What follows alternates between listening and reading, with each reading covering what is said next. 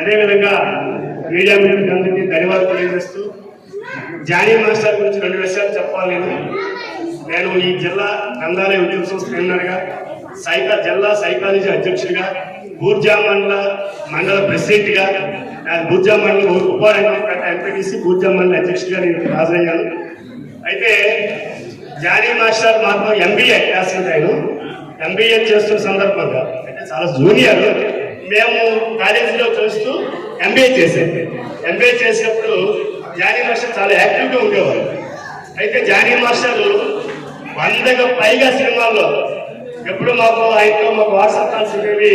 ఎంతోమంది ఫైట్ మాస్టర్గా, అదేవిధంగా కళామతల్లికి ఎంతో సేవ చేసే వ్యక్తి జానీ మాస్టరు.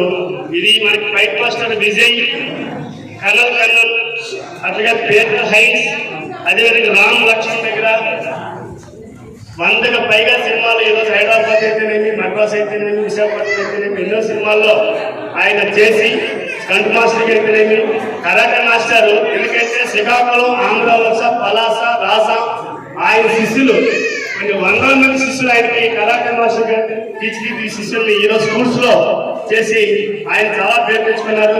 జానీ మాస్టర్కి నేను ఆయన తరఫున, ఇక్కడికి వచ్చే పెద్దల తరఫున మేము అన్ని విధాలుగా సహాయ సహకారాలు అందిస్తామని, ఏ విధంగా సహాయ సహకారాలు కావాలనే జానీ మాస్టర్కి మేము అందిస్తామని తెలియజేస్తూ ఇక్కడ ఇచ్చేసే పెద్దలందరికీ మరొకసారి కావాలి.